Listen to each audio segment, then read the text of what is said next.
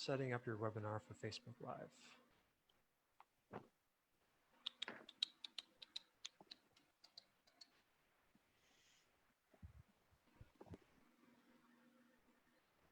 Okay, let's see if we're on there yet. Okay, we're live. So let me share to a few groups and then people should start to pop on. Okay. Let's see.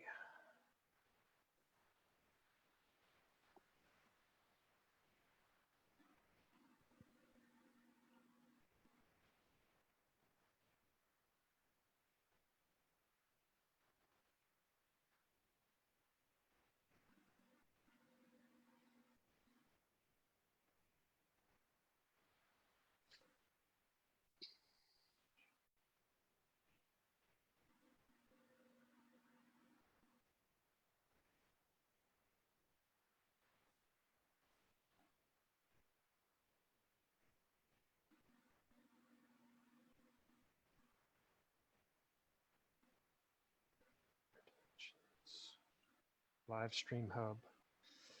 Man, there's a lot of groups here. How did you figure all this out? That seems Soology, that's complicated. the main group I wanted. What's that? How did you figure all this out? This seems complicated. Well, yeah, believe it or not, it is. Okay, I think that should be good for now. Okay, we have 8 people watching now. All right. So yeah, I figured this out because this guy, Todd Medina, who was my first guest, he somehow figured all this out. That's awesome. And he walked me through it the first time. So Cool. You look yeah, very professional. I still like feel anxiety when I'm doing it all, you know? And You now I'm look trying to good figure though. out how can I find you? Okay, there you are. There you are. Okay, full screen. Okay. Hey everybody, welcome to 0 Point Podcast, episode number 2. My guest today is Daria Korobova. Good job. An awesome And I'm name. going to read your bio just so people know what's going on. You wrote it in the first person, so just pretend that I'm Daria. Since I was a young child, I was acutely aware of what I call the invisible realm, that part of reality which lies beyond the physical. I often encountered non-physical beings, visitations from otherworldly intelligence, and even deceased human beings. I was always able to feel people's emotions and intentions, and even see their past and future. I became more and more aware of the karmic cycles that brought individuals to this specific point in their lives and the options they had before them. I soon learned to keep this awareness to myself because I realized that most people are afraid of such phenomena and are often uncomfortable with anything remotely paranormal. My path introduced me to many Eastern and Western spiritual practices, and though these practices I began to remember my past incarnations and to download some of the knowledge I once had into this life. The veil between physical and non-physical realities was becoming less pronounced for me at this stage. I could feel how our thoughts and words create our daily lives, and I realized how important it is to live our lives consciously in a state of openness and gratitude. Living this way allowed me to live in a fuller life that is less obstructed by fear and self-limiting delusions. Through meditation and greater awareness, I began to receive information about my own life as well as the lives of the people around me. As my human consciousness expanded, joining with infinite awareness, I could feel spiritual masters passing their teachings through me so that I could assist others on their path. There were times when I felt that there were simply no more room for expansion, for no more knowledge, and yet each time I was proven wrong. The stream of light energy I was connecting to penetrated my whole matrix, illuminating all of my insecurities and fears, leaving no place for even a tiny shadow to hide. There is there is much work to be done in clearing the mass of collective patterns and beliefs, both from this lifetime and the ones that came before. This process has no end, no shortcuts, and no mercy. But at the end, you can be a pure vessel for spirit. At some point, my spirit helpers inform me that I need to begin doing psychic consultations in order to assist others on their journeys for self-discovery. All right. I didn't realize it was so long. I wrote this like years ago. Yeah. Okay, I'm just Thank gonna you make for sure. reading all that. Oh, wait, you can hear me, right? Yeah, I can. Yeah, because my volume was down. I hope other people can hear me. Let me check the chat real quick just to make sure. Sure. Because I'm assuming if you can hear me, other people can hear me.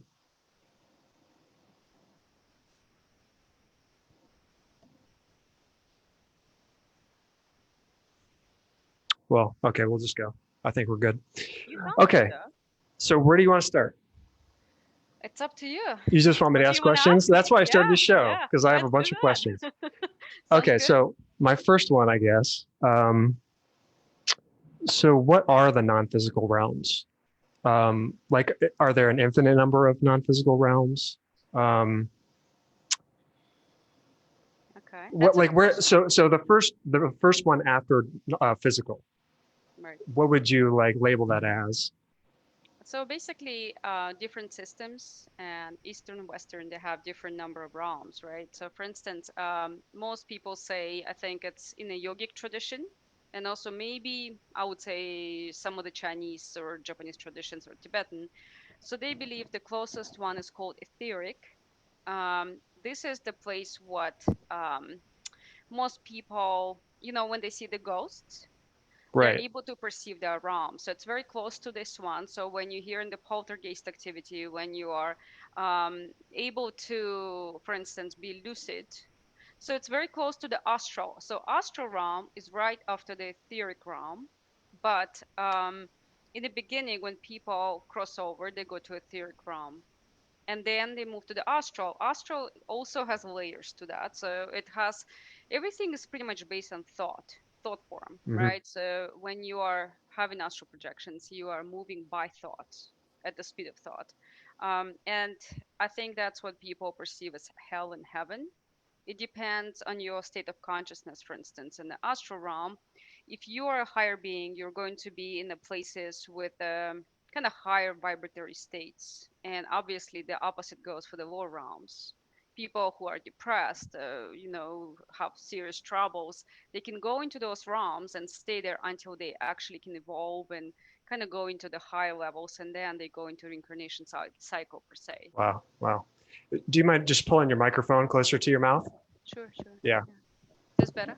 Yeah, just so the volume is a little better. I don't know if there's a volume on your end. Let me see. It's because it just sounds a little low Is for it like me. okay? I know this. Let's see. Actually, speaker internal. I think that's all, but I don't even know Okay, where yeah, that's probably fine unelectricity. then. It's okay. I'll try to Yeah. speak louder, maybe, and more. Okay. So Okay. when you were born, um, were you psychically open, or did you have a period of time where you felt like I'm just a physical being, and then you had a moment where you're like, oh, there's this non-physical world too. I think I was always open. I was very lucky not to be born into religious family.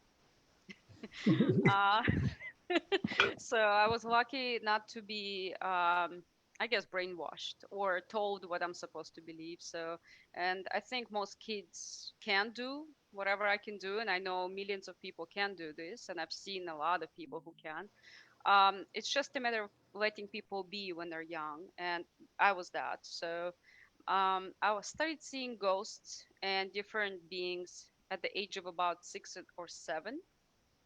So Wow. that's as far as I can remember. Was that Maybe scary at some, all? yeah, it was. Just because, I think I didn't expect it initially. Like, having this, for instance, a lady who just passed away, who was a neighbor, standing by my bed. And it's like, okay, then. Now what?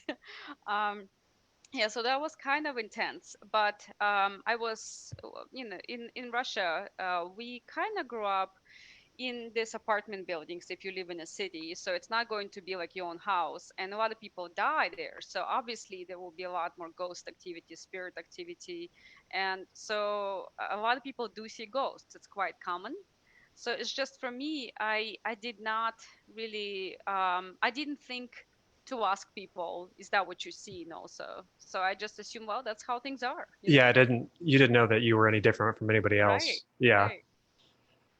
Well, so did you have to like? Because I've heard other people who were psychically turned on when they were kids that they had to like make rules for the beings that they were seeing. Like I remember one person saying that like dead people would show up in her room and she said like you cannot be in my room. Mm. Like that was her rule. Uh-huh. And then I and once she made that rule, they followed That's good. I wish I did that. it. I don't think I was that advanced to actually say that because I was I just mean, like, oh wow, look at that. There's this and there's that. And I was able to like, different, like passed away animals or oh, also just being able to pick up on adults thought forms so I could kind of hear what they think about or what is going to be happening in their future, things okay. like that. Yeah. So when you're around other people, how can you tell if it's their thought or just yours? So that took a while actually to figure out because initially it was confusing. But for instance, when I was younger, I saw images more. Like I would actually see an image that this person, for instance, was in jail and this happened to him and he did that. Like if I would just a person would pass by. But if you're actually interacting with somebody right now and it's just a different emotion to that Okay. that I normally would not have. It's a different kind of context A that feeling. normally Yeah. would, different feeling. But also, if it's a visual, obviously you just can tell the difference. Yeah. So uh, how so since 2020 is such a insane year, um, have your abilities, has your life changed at all since this year? Pretty Nope. much the same. No, So not really. did you see this chaos coming? I didn't. I No. didn't, to be honest. I think I did feel weird in the beginning of the year. So I felt like there was a lot of chaos.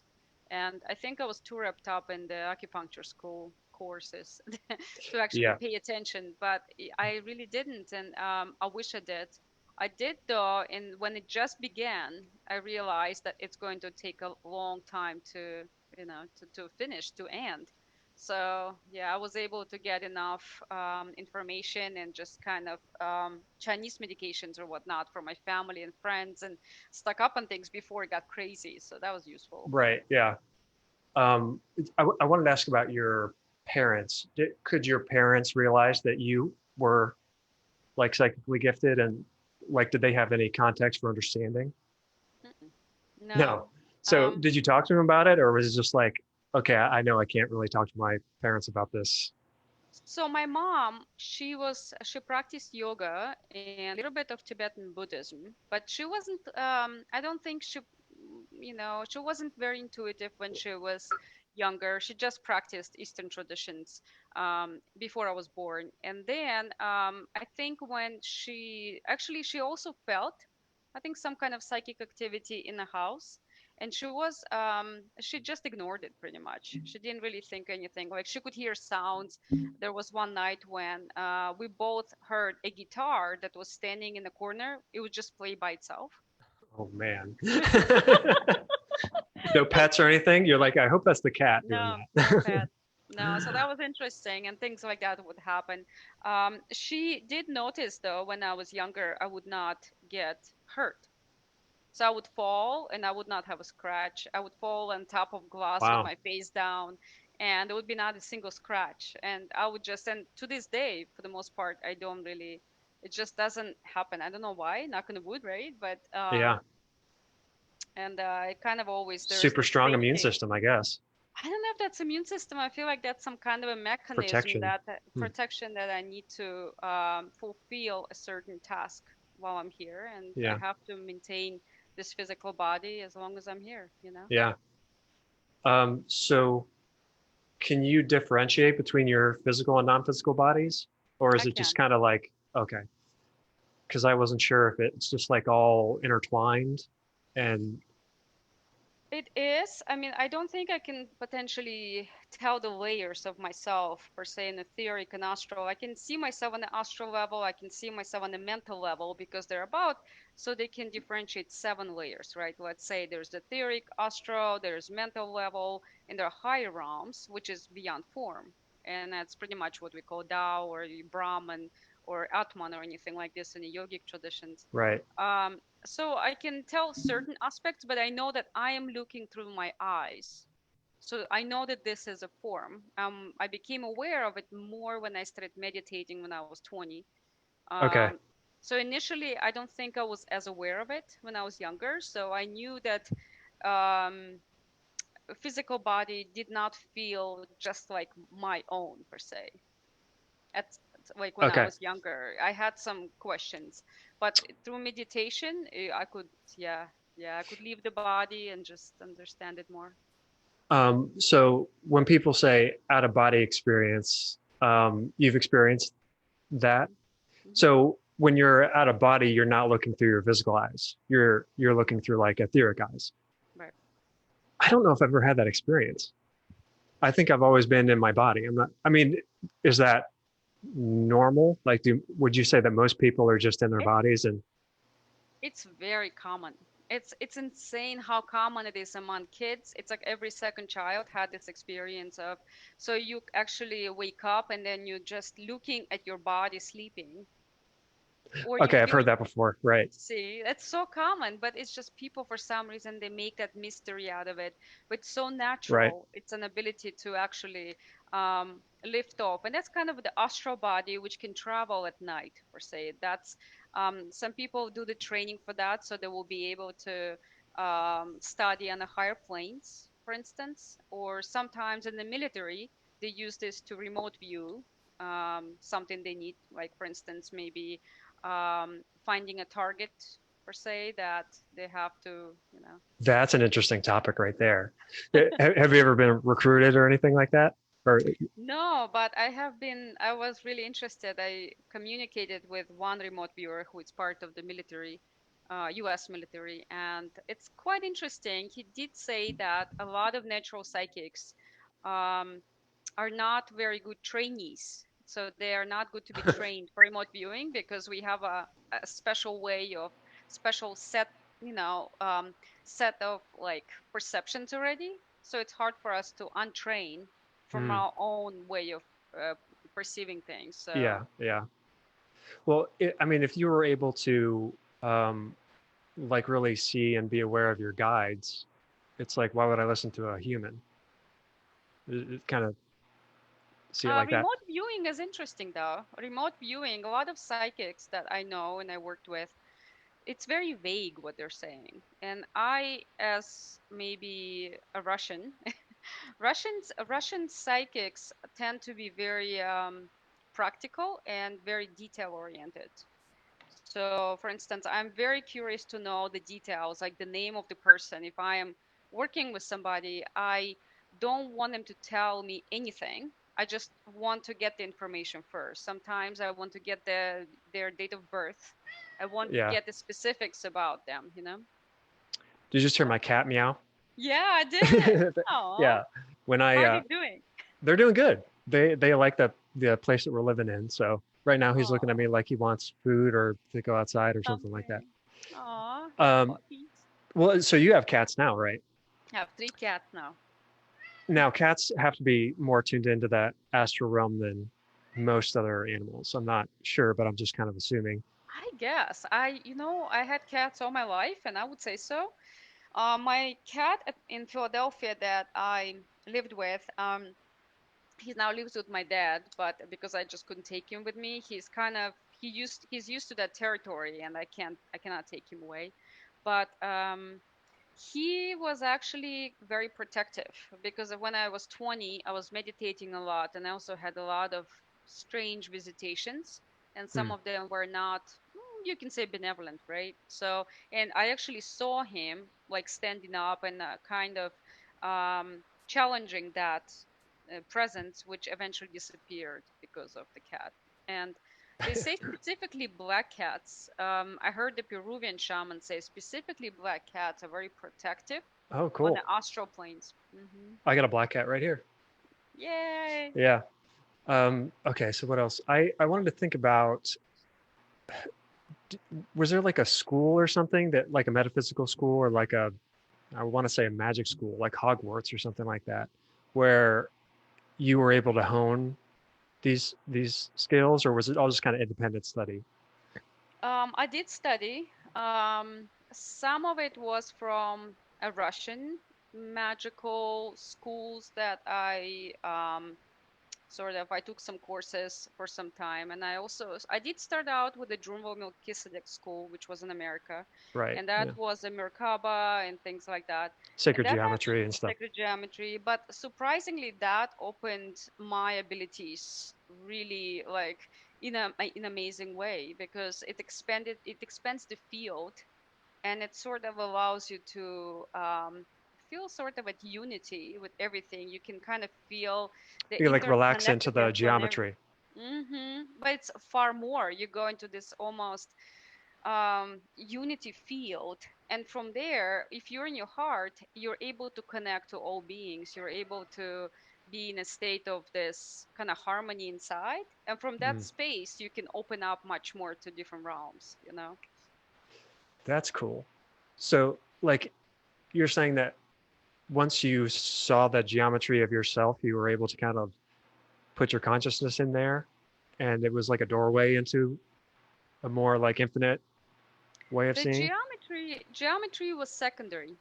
It was the experience because what we did, we practiced Merkaba meditation originally consisted of, it's kind of a pranayam, which is a breathing practice, a visualization of an energy field spinning in a specific way. So you're actually working with your chakra system, you're working with your energy body, and you're also working with the breath. So in a combination of this and concentration, and actual energy practice, you are increasing your, how can I say, you're increasing your field, generally speaking. Huh. Yeah, you're actually like expanding Yeah, you're your expanding, consciousness. Yeah. and then things can happen to you. And I had a great amount of experiences happen. Like I was able to, I think a lot of psychokinesis was happening. So a lot of things were happening around the house initially. Like I think my father even noticed that the lights would go out or would just turn back on, or some technology was really kind of responding to it Mm. in a strange way. But even people felt differently. I had few experiences which Drumvala Melchizedek said that happens a lot when you are working with the Merkaba field and you expand it like the way it should be done. Military can actually pick it up, so they can actually with their radars, and they, like, I saw a helicopter spinning around the house, like it was just circling around the house, a black helicopter. And it sounds crazy, I know, maybe I'm crazy, but Like that's a physical one or like a non. a physical one. Wow. Yeah, Yeah. it is kind of disturbing to think about. We're being surveillanced, in I'm ways that pretty we can't sure even understand. it's quite common, I think, and I think it happens a lot because especially if they can pick up a strange force field and they don't know what this is and they Yeah. don't know what you're doing with that force field, you might create a problem. So yeah, they just come and check. Um, I just a random question popped in. So how can you tell, like with all the disinformation that's out there today, Mhm. how can you personally tell what's true and false, or like who you can trust, who you can't trust?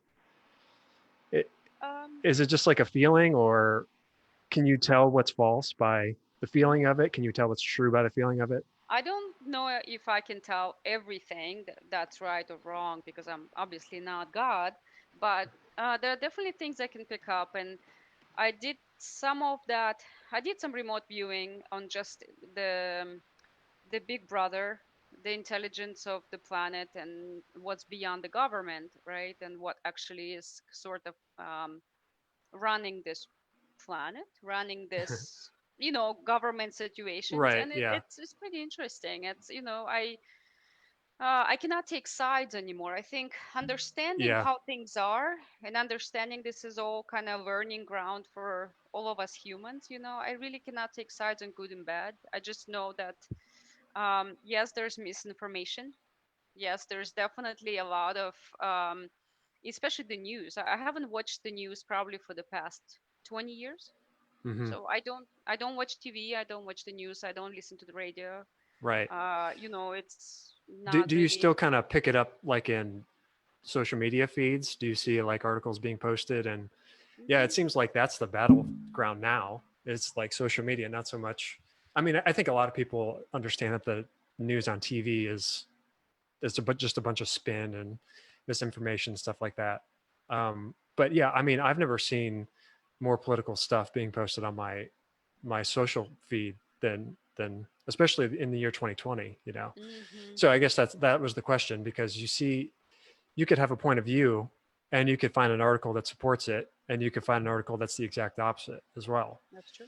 That's true. Yeah, crazy times. Well, I think it's just a matter of like, so if you can read it, and for instance, about coronavirus, because a lot of people are now in the New Age community and spiritual community, oh, like, is it real? Is it not?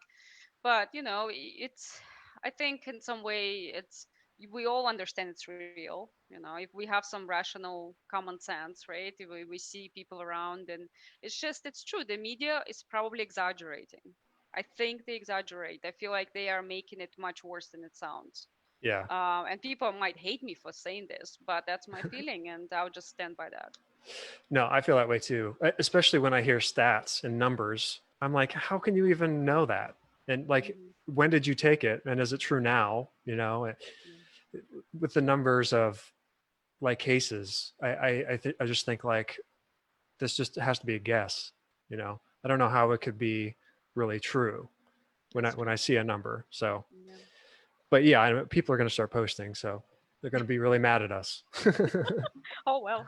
Okay, yeah, Okay. let me ask a different question. So, because I'm such a seeker and I like want to be in tune with these non-physical beings, um, is there like one being that is the most active or like the most accessible? Like maybe some people would say Jesus or Saint Germain or something like that.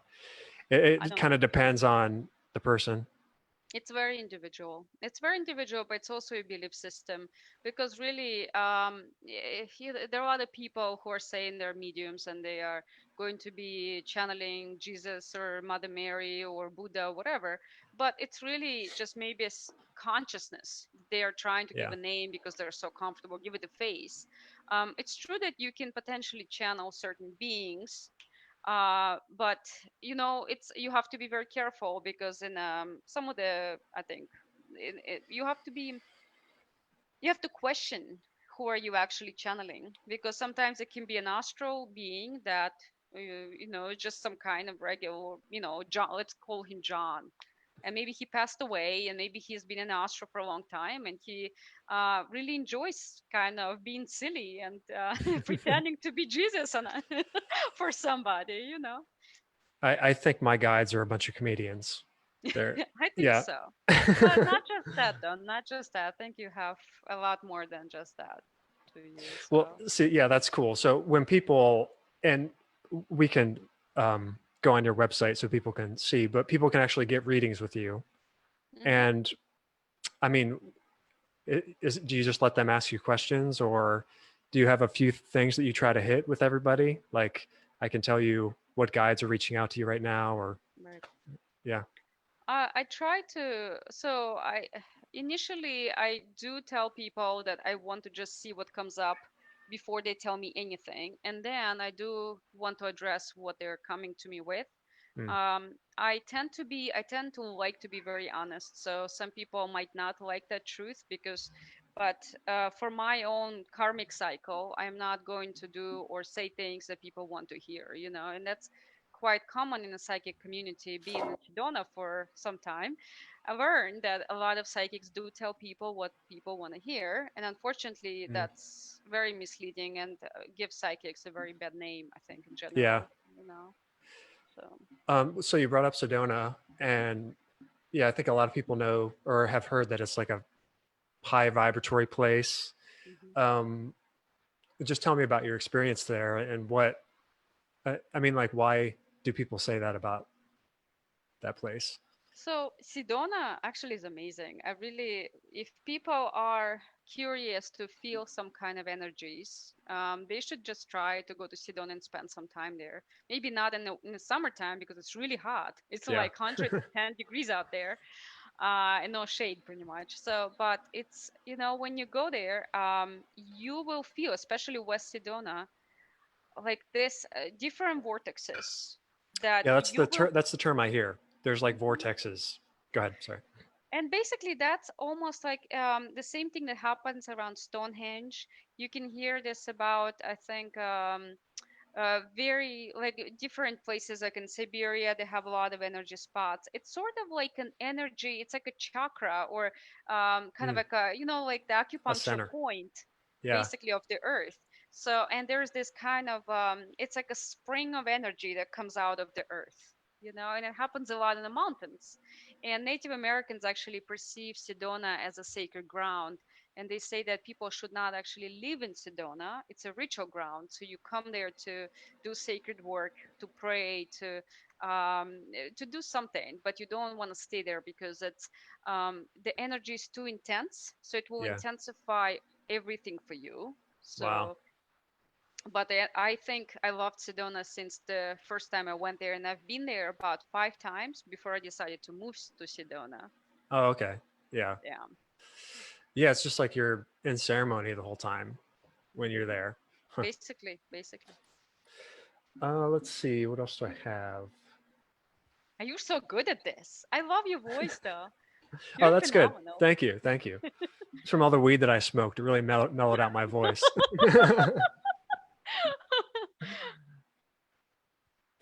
Let's see. Okay. I want to know the answer to this. So I come from an athletic background, and does like lifting physical weight and doing like really hard physical work, does that kind of cap your consciousness in the physical realm? Nope. What about head The trauma? opposite. The opposite. I actually can say because I've also been, I'm really pro fitness, and I believe that's really important for people who are on the spiritual path. Because if they don't do any kind of physical activity, if they don't balance their kind of just overall physical health, it can lead them to really big problems along the line because they can end up having that ungrounded awareness, and sometimes it can affect their just psychological health. So it's really important to exercise and be healthy and all that. So what, for some, I don't know why I'm stuck on lifting weight, but like the people who are focused on trying to lift as much weight as possible, Hmm. that is actually good for them and that it anchors them more. It does. So it Okay. makes you more kind of it grounds you into your body. And I think if you have it really does not interfere with the spiritual growth. Interesting. I know I, a few spiritual teachers which are pretty advanced and they're bodybuilders. huh. So it's okay. Yeah, that's interesting. Well, I went because when I was in Chinese medicine school with you, did you know that?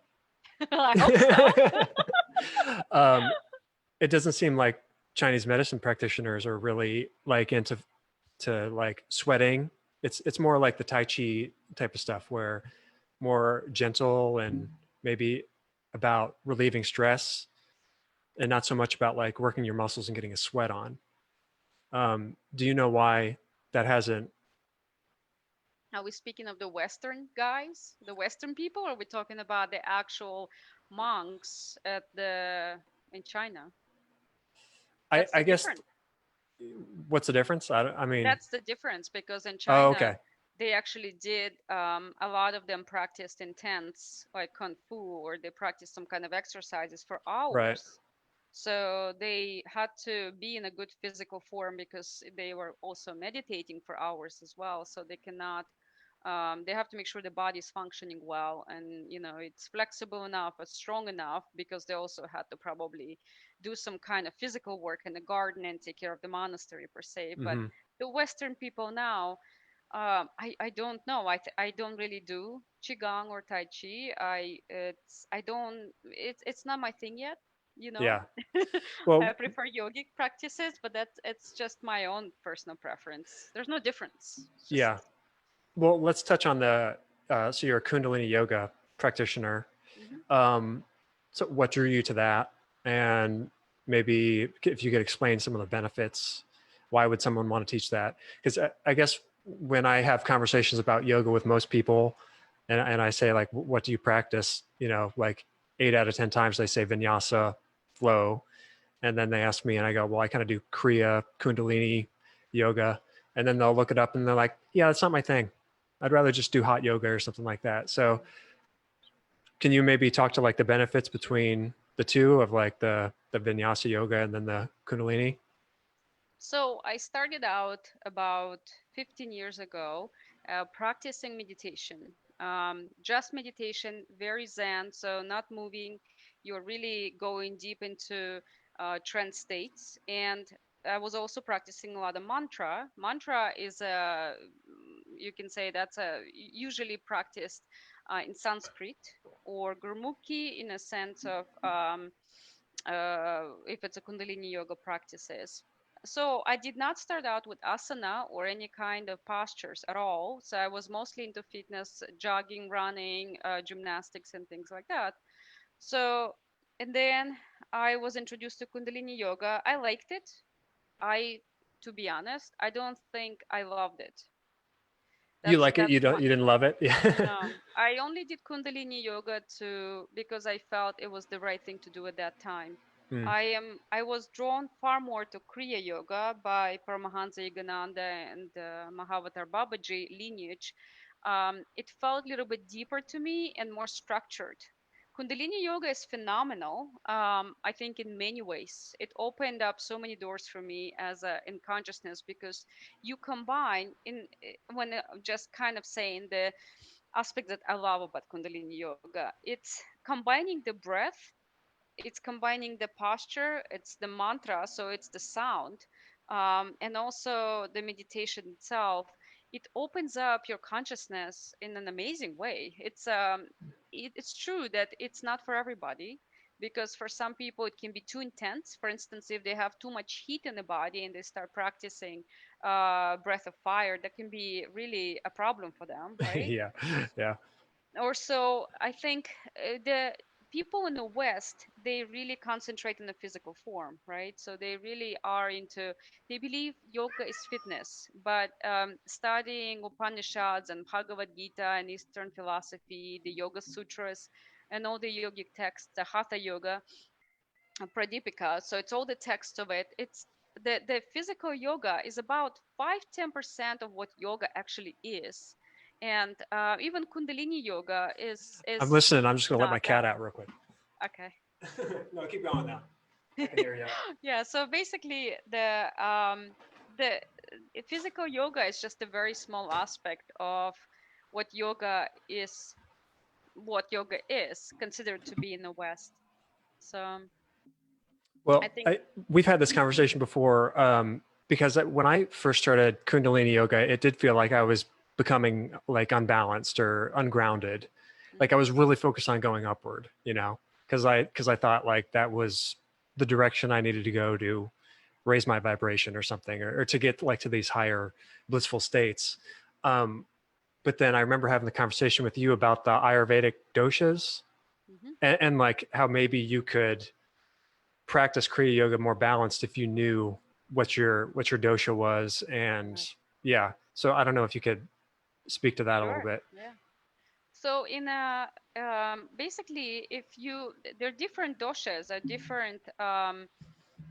It's not different personalities, but it's also kind of constitution that everybody has. So, for instance, we Like can take energy types. the energy types, right? So, if you're Vata dosha, you would be very the people who are very thin and they sometimes have like this dry skin and they are nervous by nature. They like movement, so they can get very ungrounded and very quickly ungrounded by, for instance, a breath of fire or things that are too intense, so they actually need more soothing and they need more kind of grounded practices of yoga, which there are plenty of postures and practices. But if yoga is prescribed in India, so they actually, the Ayurvedic Oh yeah. practitioner is usually knows yoga very well. So they would prescribe you certain asanas, they would prescribe you different pranayam and a certain lifestyle for your dosha, right?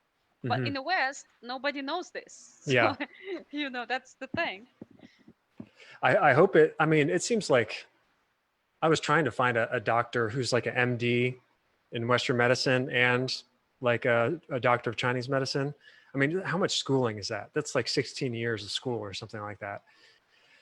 So I haven't really found one in where I live yet, but Huh. yeah, I see the value in that, and just like I feel like people would be able to understand, like this person has this type of energy, and this person has that type of energy.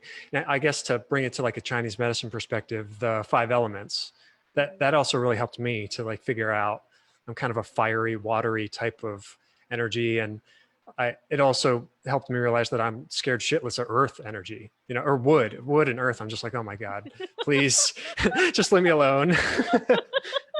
That's funny. Yeah. I totally actually resonate. I think I'm the same way. You're That's you're kind of funny. fiery, watery. Yeah. Yeah, yeah, We're yeah. we're bipolar in some I guess sense. so. Yeah, very much. So what year are you in Chinese medicine school? Is this you're in your It's second the year? third one. Third one.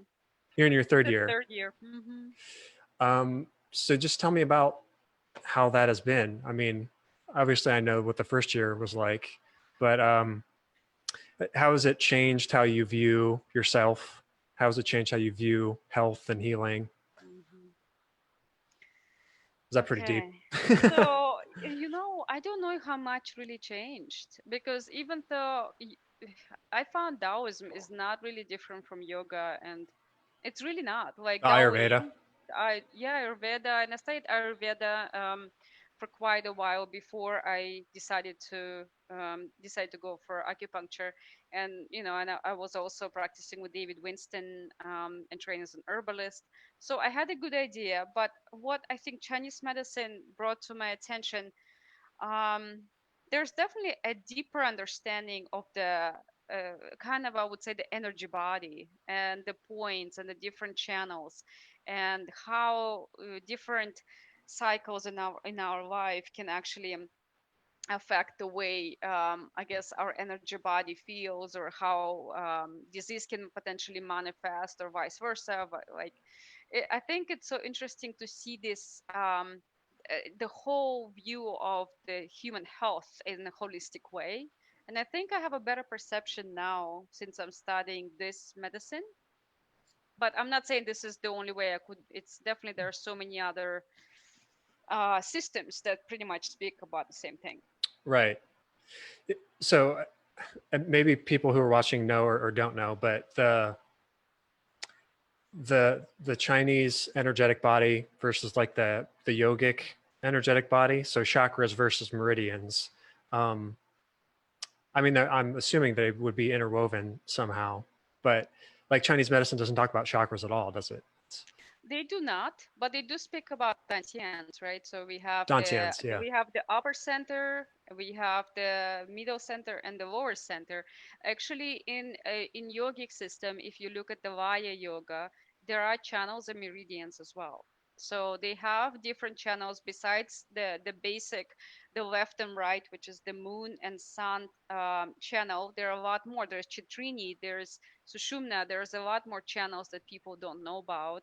So they always say how in yoga is so different. But I think Lavinia Khan, that she's the writer about Taoism, she actually wrote about the comparison of yogic system and the Taoist systems of spirituality and medicine. Basically, it's very similar. It's just different context, two different cultures, similar information. Hmm. So I don't know. I'm feeling called to go back to Kundalini yoga. Did you get extensive training in that, or did you kind of pick that up independently? Kundalini yoga, I trained Yeah. with, I was training for a year, the teacher training with Mahan Okay. Rishi and Okay. Khalsa I get the. in. I have a question now. So what the teacher disciple thing, like, I don't know if that's in Chinese medicine so much, but I knew like in yoga, there's always like my guru, you know, I learned from my guru and that type of thing. Um, is that kind of, are we kind of getting out of that paradigm? Is it kind of like people need to do independent study versus like just listen to a guru and just do what he says? I think that's a combination of things. So, I think right now is such confusing times for people, spiritual, especially spiritual seekers, because there are so many gurus, right? So there are so many people who claim to be gurus and spiritual teachers and all these very, charismatic people who Hmm. claim to know something or want to teach you something. It's true. You need to have a great discernment. It's very rare that you can actually, even in a yogic community or Taoist community, whatever, you can meet somebody authentic who walks the talk. And I was fortunate with Mahan Rishi is phenomenal. I've known him now for 10 years maybe. And this man, you can actually see that he's a channel for that spirit, not just of Kundalini yoga, but actual spirit, and very authentic. He was able to hold space for, I think, everybody in our class, and it's such a presence that I think it's very rare to see in any spiritual circle. So I've learned not even just the Kundalini yoga practices, but I actually was watching and observing him and learning by his example, like how he Right. um yeah, how he really presents himself to the world. Yeah. Okay. All right. I can see the value in it. I guess that I've heard from channelers or, spiritual teachers that one of the shifts that we're going through is that individuals need to listen to what a guru says, or the tradition, listen to what the tradition says, but Mhm. ultimately you need to tailor it for yourself. And It- I guess like you could get in a trap there by not following it all the way, but say that tradition isn't in your highest good and you really do need to mhm. tailor it towards yourself. It's a very fine balance because it's true that you do need to have your own guidance, and sometimes in the beginning you might not have it. I think, well, I can only speak from my experience, right? Because I was able to discern and feel who is authentic, who is not. But not everybody can do that, right? So they can end up in a trap of some kind of a sect or with teachers who are going to just make them dependent and not actually bring them to their highest potential. So you do need to have some discernment, but it's better to follow an actual tradition. So the way it is, the way it was taught. Let's say, let's just even take yoga. If you are on a yogic path, um, and you're following this tradition, start reading the texts, start reading the Mm. practices, go to classics, go back to basics of that. Don't skip steps. For instance, even in yogic system, you cannot just cultivate your energy body and not have good ethics. You need to have strong ethics because if you are going to be just like in a lot of spiritual groups now, create a very strong psychic body, you become very strong psychic. Just imagine how many problems we can create around us if we do not have good ethics going along with that. Right. So Yeah. Good point. Um, let's see. I wanted to change topics. What do you want to talk about now? let's talk about psychic work if you want. I mean, I don't know how because it's uh Oh yeah, I was going to ask you to look into the future. Is that because I mean, how could sure. it's so chaotic? Like, how could you even make a good guess on what could happen? Like, Why is it I have no chaotic? idea what's going to happen next month. But why is it chaotic? It's not really that chaotic. No. No, I think it's chaotic from a personal. If we tune into the consciousness of people who are choosing right now, I think people because of the coronavirus, um, a lot of people probably panicked and were really fearful, right? So yes, there is that energy of fear that surrounded and mystery and like how is it going to go? Are we going to be able to have our jobs and how our parents are going to be our family members? And then we had the movement, which the Black Lives Matter movement, and that brought definitely a change for people, right? And Hmm. so, but um, I think that it's an individual. What do we identify with? And again, if you have your own practice, you will stay in the center of in the eye of a storm. things are moving all around you, and you just stay still and you just keep on going with what you need to do. You don't kind of, I guess, don't need to identify or attach yourself or your consciousness to everything that's happening, That's to true. whatever's happening around. But if for people in general, even in March, when I was feeling this, um, the COVID situation, I was definitely sensing it's going to go on for probably. My feeling was by fall of this year, it should probably start kind of wrapping up a little bit. Hmm. I didn't feel like a second wave or something really scary happening, but Yeah. that's again my perception of it. So, in general, I don't really see any per se serious problems happening in the planet right now. I mean, that's like. There's always going to be something happening, right? Again, we having floods in some places. There are fires, but it's true that what this one lady said, Sandra Ingerman, if I'm saying this her name right, she's a shaman, and I was listening to her lecture basically on this whole situation that's occurring. We had a lot of different signs, like forests in Brazil and Australia and Russia. It was all happening sort of simultaneously, the climate change. And I think there was something else occurring. Don't remember if there were wars or something. And then we have COVID, and then we have this situation. So it just shows that starting from the forest situation, um, I feel that people need to look at their emotions more. They need to look at their negative mindset sometimes and negative self talk and just overall their state of consciousness.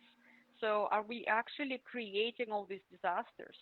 Are we Right. collectively creating all these problems? Are we so separate from nature that we are sort of I don't know, collecting kind of creating the environment that we're now living in.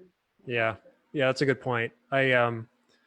The title of this podcast, Zero Point, um, that came to me when I was talking with Todd, the first guest that we had, and it was before we did the first podcast. But he was like, what is the holdup? Why are you just why don't you just go do it? And I had all these reasons why, and he goes, you just need to zero point all that, and he showed me that I was blaming like external things, and he's like, no, it's actually in you. You need to turn the mirror around and and own that the chaos that you see out there is actually in you, and just try to neutralize that. And I was like, oh, that's great. I'm going to name it Zero Point, just so I know in my head that just drop everything and then Wow, just do it. that's great. Yeah. So what does a 0 point mean for you? Have you ever heard that term? If I can, I have not heard 0 point, but again, I think in Just kind of speaks to balancing, I Ramayana, guess. for me, it's a shunya. Shunya is emptiness, right? So there's a point that every second that you come to, that's a 0 point. It's a space. It's a space that you're in that is a potential. It's a place where it's completely you can go anywhere you want from that space, so you can completely change your direction in life. You can change anything you want, and I've seen that happen in my life. The miracles, the it's just amazing the things that I felt like experienced from being in that state of presence, from trusting yourself, trusting life, trusting the universe, being open to all experiences, whatever they are. But it only happens at that 0 point, as you can say. Yeah. I like because like when I go through my meditations and I'm just trying to let things go, and then I'll feel like I come to a point of emptiness or silence, but there's still life there. So Mm-hmm. that's the thing. It's like you could try to just get rid of everything, but there's still something there that's like not your mind. It's just like I feel like that's the thing that God made. That first spark, Mm-hmm. and everyone has that. So I don't know. Cool. Yeah, that's Yeah, a really good way of describing it. That's phenomenal. Yeah. yeah. And then I mean the other reason I found it too is just because I feel like in the United States, everything is split up into left and right. And like, for instance, I come from a very conservative background, just like where I grew up, my family type of thing, and then moving to Asheville and going to that Taoist traditions. For me to put it like politically, it seemed like most people were leaning left, Hmm. and I'm like, man, I know so many people, and none of them would hang out with each other, you know. And I was just like, where is this middle point that we could make some common ground? Because I feel like that's what we need to get to in order to move forward, because Yeah. I think life can be better for everybody, but it seems like we need to find some common ground in order to for that to happen. Yeah, yeah, that's a really good point. And I don't know if this only extends to the US, but I feel it's actually the whole world is like this. So Is caught in that duality of, yeah, I mean, is that even true? I mean, it's just like a false, is it like an illusion that we're trapped in? it's an illusion. I Yeah. think that's an illusion of perception of separation, right? So we always, humans have always done this since the beginning of time as we perceive ourselves physically, and we always feel separate from someone else. And I feel the only space to connect is the heart, right? It's to be in the heart, to be To really be in the heart. Yeah. authentic in there, and it's because if you're in your heart and it's you're able to see the beauty, I think, in every individual around you, and you will be able to see the beauty in the potentially the worst criminal that exists, and you will understand them. You will still connect to that spark, and Yeah. you will be able to connect to every person near you. So it's just a matter of it's yeah, staying in that space, expanding. The other, well, I guess I have two questions, but I'll just do one at a time. The other separation I feel is between light and dark, good and evil. That seems Yeah. to be pretty deep divide in humanity as well. Do you feel like there actually is a battle going on between good and evil on this plane, or that's just kind of some illusion that we're Hmm. trapped into? Yeah. Yeah. Also, like, so someone that murders somebody, you Hmm. don't see that as that person was evil? It definitely appears that way, right? And if people would probably not really accept what I'm saying, but That's okay. through my experience of past lives and being able to see the lives of my own lives and the lives of other people, it's a continuation, it's a cycle. So anytime we see a murder, every time we see a victim, I don't see victims. When a person claims to be a victim, it usually means to me at some point they were an actual punisher.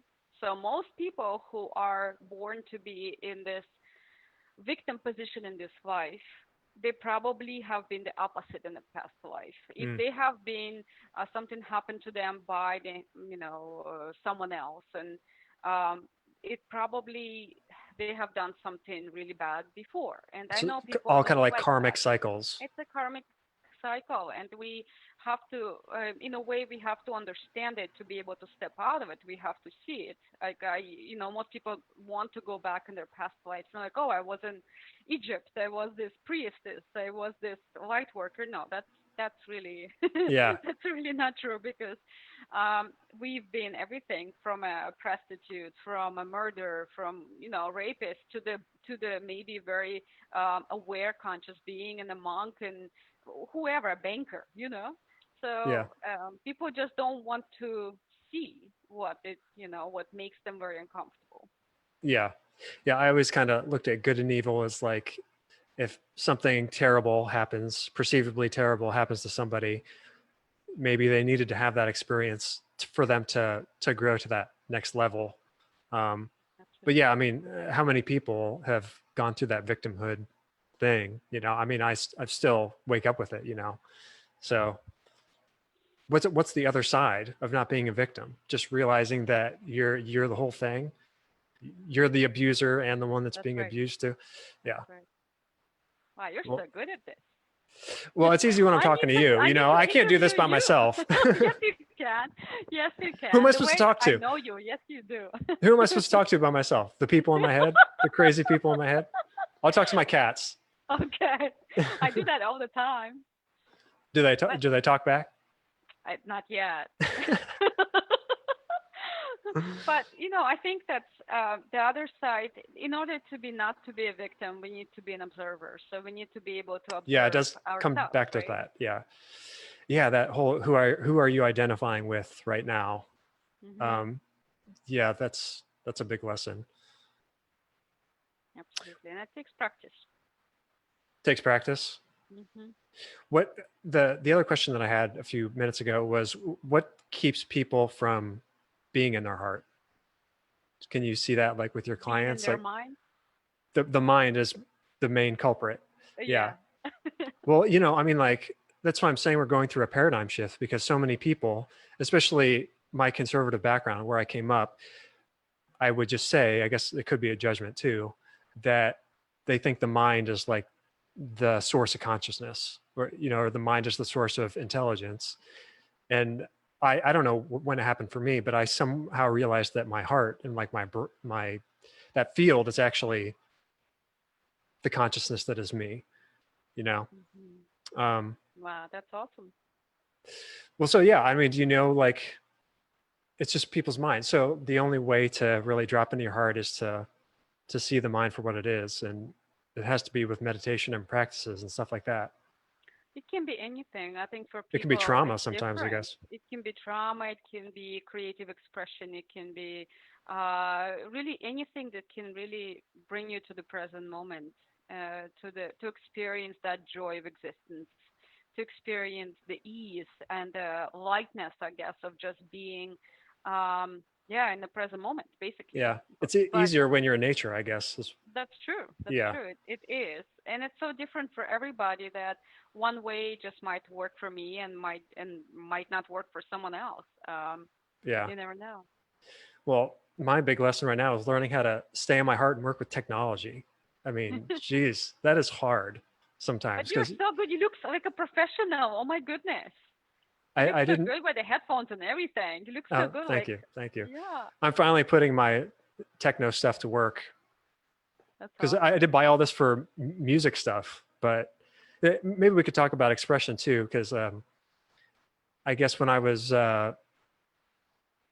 being a musician more so than anything else, trying to make music and stuff like that, it seemed kind of hard and frustrating. So I guess that's why I kind of put it down um, because it was frustrating. And maybe it was just because I was coming at it from a mental perspective rather than just like whatever my heart was telling me to do. But like if I think about tuning in my heart, I just think about like moving and dancing or going to play basketball or going for a walk or something. Um, that creative expression, I get caught up in going into my mind, I guess. Hmm. That's why I'm so like envious of artists. Like I know, especially in Asheville, there's a ton of amazing artists, musicians, stuff like that. And I'm just like, Right. you guys are on another level. I'm not on that level yet.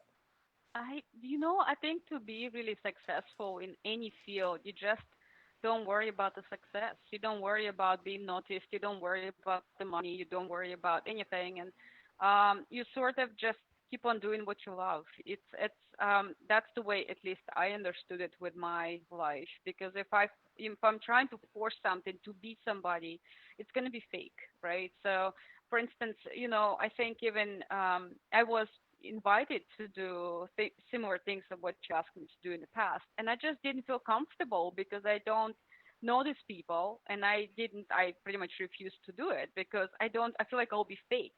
But Yeah. because I actually really resonate with you, and I don't feel like I'm doing something weird and special and out there, I'm just having a conversation with you. For me, that feels authentic and Yeah. real. So Yeah. So much is tied to that throat chakra. It it's seems throat like, chakra. yeah. Hmm. I was just going to say, oh yeah. So like when I think about all the things that I've done that are like I accomplished something really good, but like when I was a kid, I wanted to be Michael Jordan. So I tried to emulate Michael Jordan, in all sports, and it actually worked out. That's Um, awesome. I mean, I guess maybe when you're playing, you kind of forget that, and you do really are just being authentic and in your body and stuff. But with yeah, trying to make music, I was like, what music do I love? And then I would find those artists and I would try to do that. And it seemed like it wouldn't work for me. It wouldn't really come off as being authentic because I'm trying to be somebody else. So Hmm. I don't know, just to get in touch with that authentic energy is kind of a trick.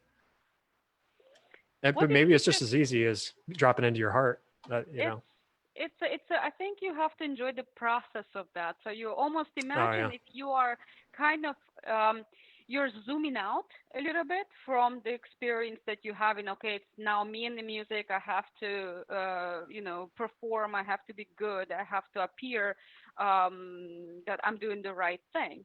So what if you just zoom out and you observe yourself that you're having this cool experience, and really that's all it is. Our life is just a set of experiences and processes.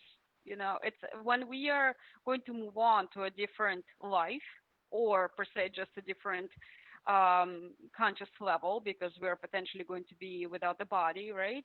So that's all we are going to care about. We, as the spirit, is an experience, is a kind of a learning experience. So if you are going to just have fun with it, if you're going to surrender, right, to the Yeah. Just have experience fun of with it, it. Right. yeah, that's all it is. It's easy. Not easy, it's hard actually. That's true. Okay. We It's make it hard. harder. Yeah. Yeah. Yeah. Well, okay. I think we've just gone over a little bit over an hour. Is there anything you want to tell people to wrap up, or is there anything else you'd like to say? I feel like we I hope covered to, we so can do many this things. again. We can do this Yeah. again. Yeah. I love talking to you. Yeah. And Well, I love I'll, catching up with you.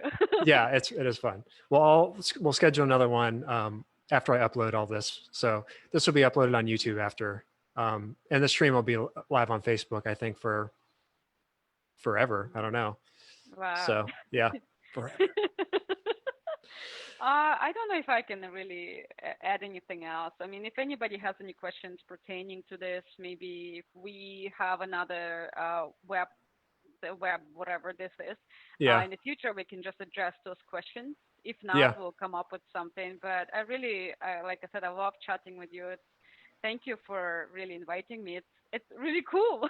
yeah. No, I It's a love it cool too. experience. Yeah. You will be a reoccurring guest, I'm sure. So thank you very much for Awesome. coming on. Okay. Thank you. Thank All you so right. much for having me. I'll talk to you soon. Take care. Bye. Bye.